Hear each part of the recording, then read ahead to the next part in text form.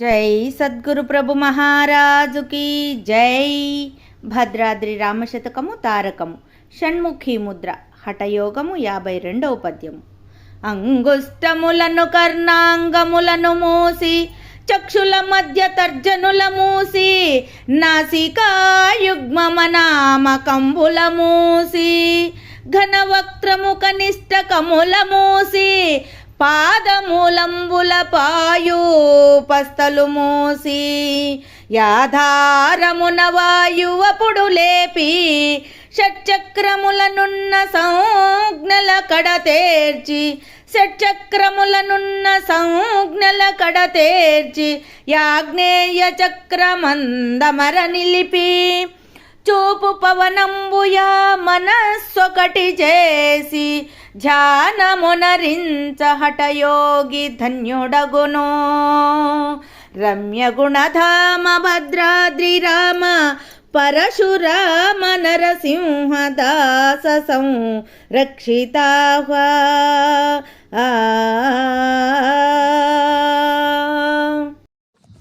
జై నిజ గురుభ్యో నమః. జై అమలాంబ సమేత అనుభవానంద రాజయోగేంద్ర ప్రభుస్వాములు వారి దివ్య చరణారవిందములకు ద్వాదశి వందనములు సమర్పించుకొనుచు శ్రీమత్ పరశురామ నరసింహదాసు గారిచే విరచితంపైన భద్రాద్రి రామశతకం 52వ పద్యం షణ్ముఖీ ముద్ర హఠయోగం గురించి ఈరోజు ముచ్చటించుకుందాం.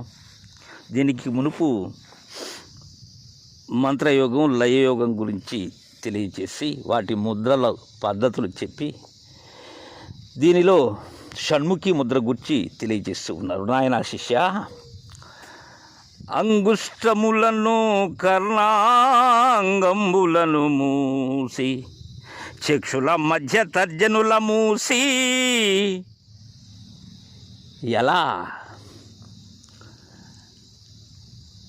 ఈ షణ్ముఖీ ముద్ర అనబడేటువంటిది కర్ణలోచన నాసాయుగంబు మూసి మలచి భ్రూమధ్యమునన్ జూపులను మనము నిలపి వరనాద బిందు చిత్కళలు గనుట షణ్ముఖీ ముద్ర ఎండ్రు సజ్జనులు వత్స అంటారు సీతారామాంజనేయ సంవాదంలో. దీనినే దత్తయోగేంద్ర శతకంలో నేత్రనాసద్వయం శ్రోత్రయుగ్మ ముఖ్యమై హృదయు షణ్ముఖీ ముద్ర మనగనుపు అంటారు. ఈ కర్ణాంగములు, ఈ చెవి రంధ్రములను దేనితో? అంగుష్టములతో ముయ్యాలి. అంటే రెండు బొటన వ్రేళ్లతో, రెండు చేతుల యొక్క బొటన వ్రేళ్లతో ఈ చెవిని, రెండు చెవులు ముయ్యాలి. తరువాత చక్షుల మధ్య తర్జనుల మూసి, ఈ జుట్టన వేలు అంటే చిటికన వేలికి ప్రక్కన ఉండే వేలు తదుపరి మధ్య వేలు, అలా ఈ కుడి చేయి 2 వేళ్ళు, ఎడమ చేయి 2 వేళ్లతో 2 కళ్ళు ముయ్యాలి. అలా మూసి నాసికాయుగ్మ మనామకంబుల మూసి ఘనవక్త్రము కనిష్టకముల మూసి. ఈ ముక్కు రంధ్రములు ఏవైతే ఉన్నావో అవి ఈ అనామికము అంటే ఉంగరపు వేళ్లతో, 2 చేతుల 2 ఉంగరపు వేళ్లతో ముయ్యాలి. తదుపరి నోటిని దేనితో? చిటికన వేలుతో ముయ్యాలి. 2 చిటికన వేళ్లతో, 2 హస్తముల యొక్క 2 చిటికన వేళ్లతో నోరు ముయ్యాలి. అలా మూసి పాదమూలంబుల పాయూపస్థల మూసి, పాయూపస్థలు, పాదమూలంబుల పాయూపస్థలు మూసి యాధారమున వాయువపుడు లేపి. అప్పుడు లేపాలి. ఆధార చక్రముల నుంచి ప్రారంభమయ్యేటువంటి హంస ఏదైతే ఉన్నదో అక్కడ నుంచి వాయువుని లేపగలగాలి. ఇదంతా కూడా గురువు ద్వారా విని గురువు ఆచరించేటువంటి పద్ధతిని కని ఆచరించాలి. అంతేకాని మన ఇష్టం వచ్చినట్లుగా ఆచరిస్తే దుష్ఫలితాలు వస్తాయి. కావున వినేటువంటి శ్రోతలందరూ కూడా గమనించ ప్రార్థన. ఈ పాద మూలములంటే మెడిమలు. ఈ మెడిమలతో ఈ మూత్రద్వారాన్ని అలానే పురీష ద్వారాన్ని ఈ రెంటిని మూయాలి. మూసి ఆధార చక్రం నుండి అప్పుడు వాయువుని సంచరింపేటట్లుగా మన యొక్క ఆ అభ్యాసం ఉండాలి. అప్పుడు షట్చక్రములనున్న సంజ్ఞల కడతేరి యాజ్ఞేయ చక్రమందమర నిలిపి. ఎక్కడ నిలపాలి? ఆగ్నేయ చక్రం దగ్గర నిలపాలి. ఆగ్నేయ చక్రం దగ్గర ఎప్పుడైతే నిలుపుతావో ఇక అక్కడి నుంచి సులభం అవుతుంది.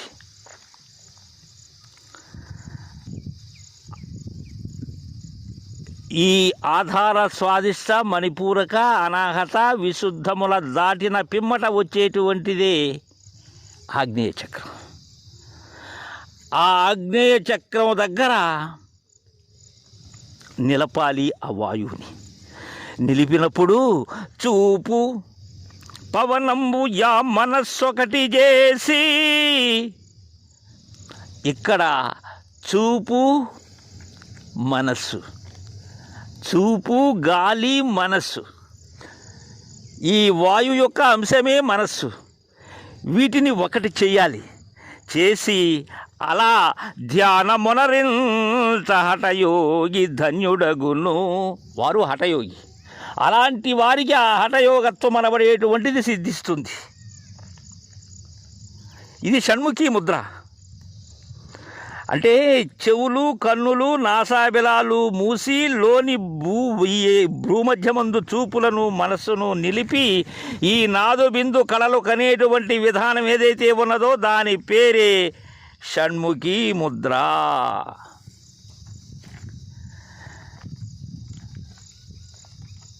రమ్యగుణధామ భద్రాద్రి రామ పరశురామ నరసింహదాస సంరక్షితాహ్వా. అంగుష్టాలచే చెవులు అంటే బొటన వేళ్లతో చెవులు, ఇక ఈ తర్జన మధ్య వేళ్లతో కన్నులు, తరువాత ఈ ఉంగరపు వేళ్లతో ఈ అనామికము అయినటువంటి ఉంగరపు వేళ్లతో ఈ నాసికారంధ్రాలు మూసి, వక్రమును చిటికిన వేళ్లతో మూసి ఆధారాన్ని నుంచి వాయువును లేపి క్రమముగా స్వాదిష్టాన మణిపూరక అనాహత విశుద్ధ ఆగ్నేయ చక్రాలకు తెచ్చి భ్రూమధ్యమందు నిలిపి చూపు మనసు వాయువులను ఒకటి చేసి ధ్యానిస్తూ ఉంటారు హఠయోగులైనటువంటి వారు. అలా ఉండబడేటువంటి మొత్తం 10 వేళ్లలో 2 వేళ్ళు చెవులతో, 2 వేళ్ళు ముక్కును, 2 వేళ్ళు నోటిని, 4 వేళ్ళు కళ్ళని మొత్తం ఈ 10 వేళ్లతో ఆ విధంగా బంధించి పాద మడిమలతో పాయుపస్సలను బంధించి అక్కడ నుంచి కుమ్మించేటువంటి శ్వాస విధానం ఏదైతే ఉన్నదో దానిని హఠయోగం అంటారని మనకు తెలియజేశారు. తరువాయి పద్యాన్ని రేపు ముచ్చరించుకుందాం. జై గురుదేవా.